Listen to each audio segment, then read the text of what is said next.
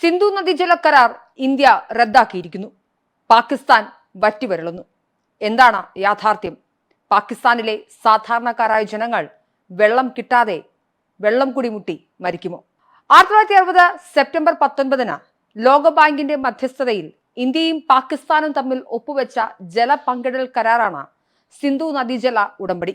1947 British ഇന്ത്യയും പാകിസ്ഥാനുമായി വിഭജിക്കപ്പെട്ടപ്പോൾ India ആവശ്യത്തിന് വെള്ളം കടത്തിവിടുന്നില്ലെന്ന് പാകിസ്ഥാൻ ഐക്യരാഷ്ട്രസഭയിൽ പരാതിപ്പെടുന്നു. സഹായം സ്വീകരിക്കാൻ UN നിർദ്ദേശിക്കുന്നു. ഇത് ലോക ബാങ്കിന്റെ മധ്യസ്ഥതയിലേക്ക് കാര്യങ്ങളെ എത്തിച്ചു. വർഷങ്ങളുടെ ചർച്ചയ്ക്ക് ശേഷം ഇന്ത്യൻ പ്രധാനമന്ത്രി നെഹ്റുവും പാകിസ്ഥാൻ പ്രസിഡന്റ് അയൂബ് ഖാനും തമ്മിൽ 1960 ഈ കരാറിൽ ഒപ്പുവെക്കുന്നു. പാകിസ്ഥാൻ, ഇന്ത്യ, ചൈന, അഫ്ഗാനിസ്ഥാൻ എന്നീ 4 രാജ്യങ്ങളായി വ്യാപിച്ചു കിടക്കുന്ന 1.14 ദശലക്ഷം ചതുരശ്ര കിലോമീറ്റർ വിസ്തൃതിയുള്ളതാണ് സിന്ധു നദീതടം. പാകിസ്ഥാനിലെ മൊത്തം ജനസംഖ്യയുടെ 80% വരുന്നതും ഇന്ത്യയിലെ ജനസംഖ്യയുടെ 8% വരുന്നതും സിന്ധു നദീതടത്തിലാണ് ഉള്ളത്. 1947 ബ്രിട്ടീഷ് ഇന്ത്യയുടെ വിഭജനത്തെ തുടർന്ന് സിന്ധു നദീജല സംവിധാനത്തിലെ ജലം ഇരു രാജ്യങ്ങൾക്കുമിടയിൽ ന്യായമായി വിതരണം ചെയ്യുന്നതിനാണ് ഇത് രൂപകൽപ്പന ചെയ്തിരിക്കുന്നത്. ഉടമ്പടി പ്രകാരം 3 കിഴക്കൻ നദികളായ രവി, ബിയാസ്, സത്ലജ് എന്നിവയുടെ വെള്ളത്തിന്മേൽ ഇന്ത്യക്ക് പൂർണ്ണവും പ്രത്യേകവുമായ അവകാശങ്ങൾ ലഭിച്ചു. അതേസമയം 3 പടിഞ്ഞാറൻ നദികളായ സിന്ധു, ഝലം, ചെനാബ് എന്നിവയുടെ നിയന്ത്രണം പാകിസ്ഥാന് ലഭിച്ചു. സിന്ധു നദീതടത്തിലെ 6 നദികളും സിന്ധു, ഝലം, ചെനാബ്, രവി, ബിയാസ്, സത്ലജ് ഹിമാലയത്തിലോ അതിനോട് ചേർന്നുള്ള മലനിരകളിലോ നിന്ന് ഉത്ഭവിക്കുന്നവയാണ്. സിന്ധു നദീജല സംവിധാനത്തിൽ നിന്നുള്ള വെള്ളത്തിന്റെ 20% ഇന്ത്യക്കും ബാക്കി 80% പാകിസ്ഥാനും കരാർ പ്രകാരം വീതിച്ചു നൽകുന്നു. നിരവധി ഇന്ത്യ പാക് യുദ്ധങ്ങളും രാഷ്ട്രീയ സംഘർഷങ്ങളും തീവ്രവാദ ആക്രമണങ്ങൾക്കിടയിലും ഈ ട്രീറ്റി ഇതുവരെ ലംഘിക്കപ്പെട്ടിട്ടുണ്ടായിരുന്നില്ല. അന്താരാഷ്ട്ര തലത്തിൽ തന്നെ ഇത് പ്രശംസിക്കപ്പെട്ടിട്ടുമുണ്ട്. പാകിസ്ഥാന്റെ അവകാശങ്ങളെ പ്രതികൂലമായി ബാധിക്കുന്നില്ലെന്ന് ഉറപ്പാക്കുന്ന സാഹചര്യങ്ങളിൽ ജലസേചനം, ജലവൈദ്യുത ഉൽപാദനം, ഗതാഗതം തുടങ്ങിയ ഉപഭോഗേതര ആവശ്യങ്ങൾക്കായി പടിഞ്ഞാറൻ നദികൾ ഉപയോഗിക്കാൻ ഈ ഉടമ്പടി ഇന്ത്യയെ അനുവദിക്കുന്നുമുണ്ട്. ഇരു രാജ്യങ്ങളും തമ്മിൽ നയതന്ത്ര ബന്ധങ്ങൾ സുഗമമല്ല എങ്കിലും സിന്ധു നദീജല കരാർ 6 പതിറ്റാണ്ടിലേറെയായി വലിയ തോതിൽ പ്രവർത്തനക്ഷമമായി തുടർന്നു വരികയും ചെയ്തിരുന്നു. എന്നാൽ ഓപ്പറേഷൻ സിന്ദൂറിനു മുമ്പ് പഹൽഗാം ഭീകരാക്രമണത്തിന് ശേഷം ഇന്ത്യ പാകിസ്ഥാനോട് ജലയുദ്ധം ആരംഭിച്ചു.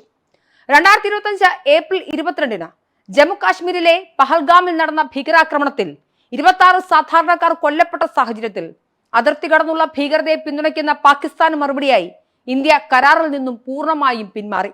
ഇന്ത്യക്ക് അവകാശമുള്ള നദികളിൽ നിന്നും പാകിസ്ഥാന് വെള്ളം ലഭിക്കില്ല എന്നാണ് മെയ് 22 രാജസ്ഥാനിൽ നടന്ന പൊതുയോഗത്തിൽ ഇന്ത്യയുടെ പ്രധാനമന്ത്രി നരേന്ദ്രമോദി പ്രഖ്യാപിച്ചത്. പാകിസ്ഥാൻ അതിർത്തി കടന്നുള്ള ഭീകരത അവസാനിപ്പിക്കുന്നതുവരെ സിന്ധു നദീജല കരാർ നിർത്തിവെക്കുമെന്ന് ഇന്ത്യൻ വിദേശകാര്യമന്ത്രി S ജയശങ്കറും വ്യക്തമാക്കി.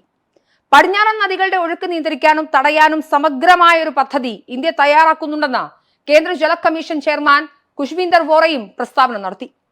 സിന്ധു നദീതടത്തിലെ മൊത്തം ശരാശരി വാർഷിക ഉപരിതല ജലലഭ്യത ഏകദേശം 239 ബില്യൺ ക്യൂബിക് മീറ്ററാണ്. ഇതിൽ കിഴക്കൻ നദികളിൽ നിന്നുള്ള ശരാശരി ഒഴുക്ക് 73.3 BCM ആണ്. അതിൽ ഇന്ത്യക്ക് കരാർ പ്രകാരം മൊത്തം അവകാശവുമുണ്ട്. ഈ വെള്ളത്തിന്റെ മുഴുവൻ ഭാഗവും വിവിധ പ്രകൃതിദത്ത കാരണങ്ങളാൽ ഉപയോഗിക്കാൻ നമുക്ക് കഴിയില്ല. ഏകദേശം 46 BCM ഉപയോഗയോഗ്യമാണ്. ഇന്ത്യക്ക് ആവശ്യമുള്ളത്ര വെള്ളം ഉപയോഗിക്കാൻ പറ്റും. കൂടാതെ 16.3 ബില്യൺ ക്യൂബിക് മീറ്റർ വെള്ളം സംഭരിക്കാനുള്ള ശേഷിയുമുണ്ട്. ശേഷിക്കുന്ന വെള്ളം പാകിസ്ഥാനിലേക്ക് ഒഴുക്കുന്നു. പാകിസ്ഥാൻ പ്രധാനമന്ത്രിയും വിദേശകാര്യമന്ത്രിയും അടക്കം ഇതിനെ, അതായത് ഇന്ത്യ നടത്തുന്ന ഈ ജലയുദ്ധത്തെ വിമർശിച്ച് രംഗത്ത് വന്നു. പാകിസ്ഥാനിലെ 240 ദശലക്ഷം ജനങ്ങളുടെ ജീവനാഡിയായി പ്രവർത്തിക്കുന്ന നദികളുടെ ഒഴുക്ക് ഇന്ത്യ തടസ്സപ്പെടുത്തുന്നു എന്നാണ് പാകിസ്ഥാൻ പ്രതിനിധി സൈമ സലീം ഐക്യരാഷ്ട്രസഭയിൽ ഇന്ത്യയുടെ നടപടിയെ വിമർശിച്ചു പറഞ്ഞത്. തീരുമാനം പുനഃപരിശോധിക്കണമെന്നും ചർച്ചകൾക്ക് ഞങ്ങൾ തയ്യാറാണെന്നും കാട്ടി പാകിസ്ഥാൻ ജലവിഭവ മന്ത്രാലയം സെക്രട്ടറി സയ്യിദ് അലി മുർത്തസ കേന്ദ്ര ജലശക്തി മന്ത്രാലയത്തെ സമീപിക്കുകയും ചെയ്തു. സിന്ധു ജല ഉടമ്പടി നിർത്തിവെക്കുന്നതിനകം ഒരു അന്താരാഷ്ട്ര പ്രശ്നമായി ഉയർത്താനും തീവ്രവാദത്തെക്കുറിച്ചുള്ള ഏതൊരു ചർച്ചയിൽ നിന്നും മനുഷ്യർ വെള്ളമില്ലാതെ നരകിക്കുമെന്ന ഇരവാദ കാർഡിറക്കാനും പാകിസ്ഥാന് ഇതിലൂടെ സാധിക്കുന്നുണ്ട് എന്നതാണ് ഇതിന്റെ മറ്റൊരു വശം. സിന്ധു നദീജല കരാർ മരവിപ്പിച്ച നടപടിക്ക് പിന്നാലെ ബന്ധപ്പെട്ട നദികളിൽ കൂടുതൽ വൈദ്യുത പദ്ധതികൾ ആരംഭിക്കാൻ കേന്ദ്ര സർക്കാർ നടപടി തുടങ്ങിക്കഴിഞ്ഞു. സിന്ധു, ഝലം, ചെനാബ് നദികളിൽ 3 പദ്ധതികളാണ് നിലവിൽ ആലോചിക്കുന്നത്. നിർമ്മാണം പുരോഗമിക്കുന്ന 2 പദ്ധതികൾ വേഗത്തിലാക്കാനും നിലവിലുള്ള അണക്കെട്ടുകളുടെ സംഭരണശേഷി വർദ്ധിപ്പിക്കാനും പദ്ധതിയുണ്ട്. പാകിസ്ഥാൻ സർക്കാർ പുറത്തുവിട്ട ഏറ്റവും പുതിയ ഡേറ്റ കാണിക്കുന്നത് 2025 ജൂൺ 2 വരെ സിന്ധു നദിയിലെ ജലലഭ്യത പാകിസ്ഥാനിലെ പഞ്ചാബ് പ്രവിശ്യക്കുള്ളിൽ തന്നെ 2024 ജൂൺ 2 അപേക്ഷിച്ച് 10.3% കുറഞ്ഞു എന്നാണ്. അതായത് ഇന്ത്യയുടെ ജലയുദ്ധത്തിൽ പാകിസ്ഥാന് അടിപതർന്നു എന്ന് അർത്ഥം.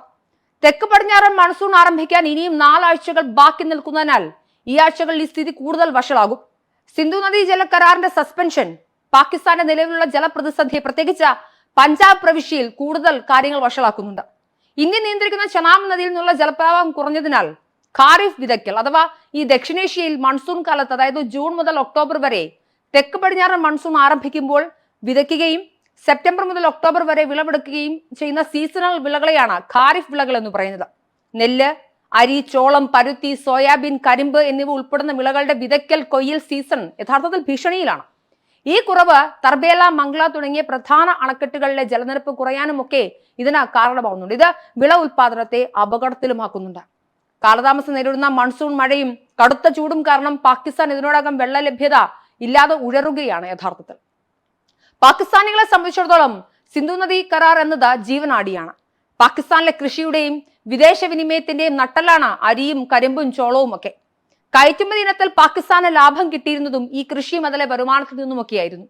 ജലലഭ്യത കുറഞ്ഞാൽ പാകിസ്ഥാനിൽ ഭക്ഷ്യക്ഷാമം പൊട്ടിപ്പുറപ്പെടാം. പാകിസ്ഥാന്റെ ബ്രെഡ് ബാസ്ക്കറ്റ് എന്നറിയപ്പെടുന്ന പഞ്ചാബാണ് ഇതിൽ ഏറ്റവും അധികം ദുരനുഭവം നേരിടേണ്ടി വരിക. പ്രശ്നം പരിഹരിക്കുന്നത് ചർച്ചയിൽ ഏർപ്പെടാനൊക്കെ പാകിസ്ഥാൻ സന്നദ്ധത പ്രകടിപ്പിച്ചിട്ടുണ്ടെങ്കിലും തീവ്രവാദത്തിനെതിരെ പാകിസ്ഥാൻ കൃത്യമായ നടപടികൾ സ്വീകരിച്ചാൽ മാത്രമേ കാര്യമായ ചർച്ചകൾ പുനരാരംഭിക്കൂ എന്ന് തന്നെയാണ് ഇന്ത്യ പറയുന്നത്. പാകിസ്ഥാന് രക്ഷപ്പെടണമെങ്കിൽ അവർ അവരുടെ തീവ്രവാദ കേന്ദ്രങ്ങൾ നശിപ്പിക്കണം. പാകിസ്ഥാനുമായി സമാധാനത്തിന് ഇന്ത്യക്ക് മറ്റൊരു വഴിയും ഉപാധികളുമില്ല. ഇന്ത്യയുടെ തീരുമാനം വ്യക്തമാണ്. ഭീകരവാദവും അനുനയ ചർച്ചയും ഒരുമിച്ച് കൊണ്ടുപോകാൻ അനുവദിക്കില്ല. രക്തവും ജലവും ഒരുമിച്ച് ഒഴുകില്ല എന്നാണ് നരേന്ദ്രമോദി പറഞ്ഞത്. 2016 ഉറി ഭീകരാക്രമണത്തിന് പിന്നാലെ കരാർ റദ്ദാക്കണമെന്ന നരേന്ദ്രമോദി സർക്കാരിലെ മന്ത്രിമാർ ഉൾപ്പെടെ വിവിധ കോണുകളിൽ നിന്നും ആവശ്യമുയർന്നിരുന്നു. രക്തവും ജലവും ഒരുമിച്ച് ഒഴുകാൻ കഴിയില്ലെന്ന് പറഞ്ഞുകൊണ്ട് പ്രധാനമന്ത്രി നരേന്ദ്രമോദി തന്നെ കടുത്ത നടപടി ഉണ്ടാകുമെന്ന് സൂചനയും നൽകിയിരുന്നു. ഇന്ത്യയുടെ ഭാഗത്തു നിന്നും പാകിസ്ഥാനെതിരെ രൂക്ഷ വിമർശനം ഉണ്ടായെങ്കിലും കരാർ പുനഃപരിശോധിക്കുന്നതിനോ റദ്ദാക്കുന്നതിനോ ഒരു നീക്കവും ഇന്ത്യ നടത്തിയിരുന്നില്ല. എന്നാൽ കമ്മീഷണർമാർ തമ്മിൽ പതിവായി സിന്ധു നദീജല വിവരങ്ങൾ കൈമാറ്റം ചെയ്യേണ്ടതില്ലെന്ന് 2016 ഇന്ത്യ തീരുമാനിച്ചിരുന്നു. 2019 ഓഗസ്റ്റിൽ ജമ്മു കാശ്മീരിന്റെ പ്രത്യേക പദവി എടുത്തു കളഞ്ഞതിനു ശേഷം കശ്മീരിനെ ചൊല്ലി ഇന്ത്യക്കെതിരെ പാകിസ്ഥാൻ നീക്കം ശക്തമാക്കി. ഇതിന് പിന്നാലെ പഹൽഗാമിൽ കൂട്ടക്കുരുതി നടന്നതോടെ 3 യുദ്ധങ്ങളെ അതിജീവിച്ച കരാർ റദ്ദാക്കുന്നതടക്കം കടുത്ത നിലപാടിലേക്ക് ഇന്ത്യ നീങ്ങുകയായിരുന്നു. ഒരു രാഷ്ട്രത്തിന് മറ്റൊരു രാഷ്ട്രത്തോട് രാജ്യാതിർത്തികൾക്കപ്പുറമായി നയതന്ത്ര ബന്ധത്തിൽ സൗഹൃദം പുലർത്തണമെങ്കിൽ ഇരു രാഷ്ട്രങ്ങളും പുലർത്തേണ്ട ചില മര്യാദകളുണ്ട്. ഇന്ത്യയെ ഉന്നം വെച്ച് പാകിസ്ഥാൻ എന്ന ഭീകരവാദ രാഷ്ട്രം നടത്തുന്ന തീവ്രവാദത്തിന് ഇന്ത്യക്ക് മറുപടി കൊടുത്തേ മതിയാകൂ. 6 പതിറ്റാണ്ടുകൾക്കപ്പുറവും എത്ര യുദ്ധങ്ങളും ഇന്ത്യക്കെതിരെ ഭീകരാക്രമണങ്ങളും ഒക്കെ ഉണ്ടായിട്ടും ഇന്ത്യ ഈ കരാറിൽ നിന്നും വ്യതിചലിച്ചിരുന്നില്ല. ഇന്ത്യയുടെ ക്ഷമയുടെ നെല്ലിപ്പലക കണ്ടതുകൊണ്ടാണ് ഇന്ത്യ ഇത്തരമൊരു നിലപാടിലേക്ക് ഇറങ്ങിത്തിരിച്ചത്. പാകിസ്ഥാന് തീവ്രവാദികളെക്കാൾ അവരുടെ ജീവനാണ് പ്രധാനമെങ്കിൽ തീവ്രവാദ പ്രവർത്തനങ്ങളെ അടിച്ചമർത്താൻ ഇന്ത്യക്കൊപ്പം നിൽക്കുക.